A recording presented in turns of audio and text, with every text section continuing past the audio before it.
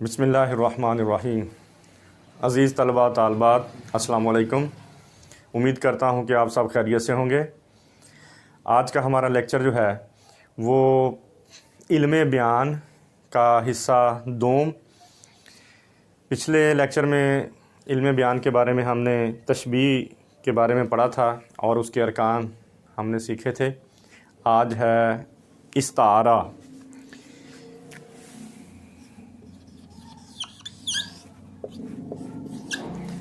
استعارہ عربی زبان کا لفظ ہے، معنی ہے اس کے ادھار لینا، مستعار لینا، استعارہ کہلاتا ہے۔ کسی کی خوبیاں کسی دوسرے کے لیے ادھار لینا، لیکن یہ خوبیاں حقیقی نہیں ہوتی بلکہ مجازی یا غیر حقیقی خوبیاں ہوتی ہیں۔ تشبیہ میں ہم نے پڑھا تھا کہ کسی چیز کو دوسری چیز کی مانند قرار دینا تشبیہ کہلاتا ہے، اور اس کے ہم نے تشبیہ کے 5 ارکان بھی پڑھے تھے۔ امید کرتا ہوں کہ آپ کو وہ ذہن نشین ہو چکے ہوں گے۔ استعارہ جو ہے اس کے 3 ارکان ہیں۔ نمبر 1 مستعار لہو، نمبر 2 مستعار منہ، نمبر 3 وجہ جامع۔ 3 ارکان استعارہ کے۔ مثال میں آپ کے سامنے رکھوں گا کہ تشبیہ میں ہم نے سمجھانے کے لیے میں نے ایک فقرہ جو ہے وہ لکھا تھا کہ ماں کہتی ہے میرا چاند سا بیٹا آ گیا۔ اب ماں جو ہے اس نے اپنے بیٹے کو ڈائریکٹ چاند ہی کہہ دیا، وہ کہتی ہے میرا چاند آ گیا، میرا چاند آ گیا۔ بات وہی تشبیہ میں تھا میرا چاند سا بیٹا آ گیا، اس نے اپنے بیٹے کو تشبیہ دی تھی چاند سے۔ اب کیونکہ میں نے وہ بڑی تفصیل کے ساتھ آپ کے سامنے بیان کیا تھا کہ 5 ارکان، اس میں ان ارکان میں ایک حرف بھی تھا، حرف تشبیہ۔ تو یہاں اگر ہو میرا چاند سا بیٹا آ گیا تو وہ تشبیہ بن جائے گا۔ اب یہ ہے استعارہ۔ چاند کی خوبیاں مستعار لی گئی ہیں، ادھار لی گئی ہیں، لیکن یہ چاند کی خوبیاں حقیقی معنوں میں نہیں ہیں بلکہ مجازی معنوں میں ہیں۔ چاند کی خوبی کون سی ہے؟ وہ خوبصورتی ہے، خوبصورتی کی علامت ہے۔ ہم نے خوبصورتی کی علامت کے طور پر چاند کی خوبیاں مستعار لی ہیں۔ اب یہ 3 ارکان، اس کو ہم نے اس فقرے کے مطابق پرکھنا ہے اور دیکھنا ہے کہ اس کے ارکان جو ہیں وہ کون کون سے ہیں۔ سب سے پہلے ہے جی مستعار لہو، جس کے لیے خوبیاں ادھار لی جائیں مستعار لہو کہلاتے ہیں۔ اس کا ذکر فقرے میں نہیں ہوگا، ہم نے خود سے ڈھونڈنا ہے کہ کس کے لیے لی گئی ہیں۔ ماں نے کہا میرا چاند آ گیا۔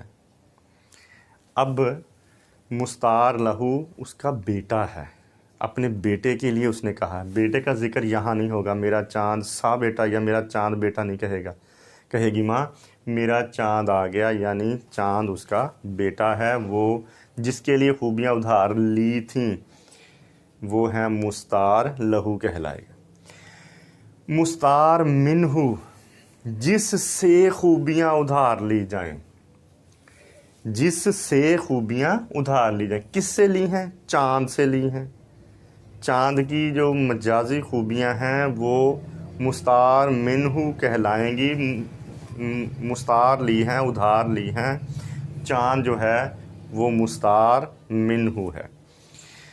اس کے بعد ہے جی وجہ جامع، یہ بھی ہمیں یہاں فقرے میں نہیں ملیں گی یا شاعری میں ہمیں وجہ جامع نہیں ملے گی، ہم نے خود سے ڈھونڈنی ہے کہ وجہ کیا ہے۔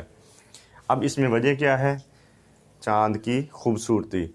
ساری دنیا چاند کو خوبصورتی کی مانند خوبصورتی قرار دیتی ہے، لہٰذا ماں نے بھی اپنے بیٹے کو چاند سے جو ہے وہ استعارہ کیا، چاند کی خوبیاں ادھار لیں، اس کی خوبی کیا ہے؟ خوبصورتی ہے، خوبصورتی ادھار لیے۔ عموماً فقرہ آ جاتا ہے جی، شعر آ جاتا ہے، کس شیر کی آمد ہے کہ رن کانپ رہا ہے۔ اب شیر جو ہے وہ تو جانور ہے، لیکن ہم نے اس کی جو خوبیاں ہیں وہ ادھار لی ہیں، اس کی بہادری لی ہے، اس کی خون خواری نہیں لی، اس کی بہادری کو ہم نے مستعار لیا ہے۔ تو کسی نڈر بہادر شخص کے لیے یہ باتیں جو ہیں وہ کہی جاتی ہیں، استعارہ کہلاتی ہیں۔ امید کرتا ہوں کہ استعارہ جو ہے وہ آپ کو سمجھ آ گئی ہوگی۔ اب آگے جو ہے وہ تلمیح کے بارے میں ہم پڑھیں گے۔ تلمیح یہ بھی عربی زبان کا لفظ ہے، معنی ہے اس کے ادھار لینا، معنی ہے اس کے اشارہ کرنا، کسی بھی چیز کی طرف، کسی واقعے کی طرف، قرآن مجید کی آیت کی طرف، یعنی نثر میں یا شاعری میں کسی واقعے کی طرف اشارہ کرنا، قرآن مجید کی کوئی آیت کی طرف اشارہ کرنا، حضور صلی اللہ علیہ وآلہ وسلم کی حدیث کے بارے میں جو ہے وہ اشارہ کرنا، کسی گزرے ہوئے واقعے کہانی کے بارے میں اشارہ کرنا، یہ کہلاتا ہے تلمیح۔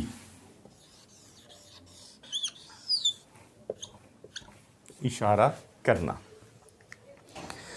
نثر میں بھی ہم کہہ دیتے ہیں عموماً، اللہ آپ کو عمر خضر عطا فرمائے۔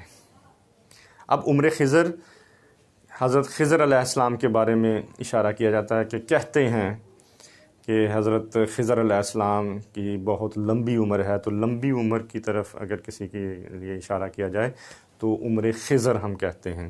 اسی طرح انہی سے جڑی ہوئی بات آب حیات ہے، اس نے تو آب حیات پیا ہے، یا اللہ تعالیٰ آپ کو آب حیات نصیب فرمائے۔ معنی کیا کہ کہتے ہیں، روایات ہیں کہ ایک ایسا پانی جو زندگی بخش پانی ہے، اور حضرت خضر علیہ السلام نے اس کو پیا تھا، اور کہتے ہیں کہ وہ قیامت تک زندہ رہیں گے۔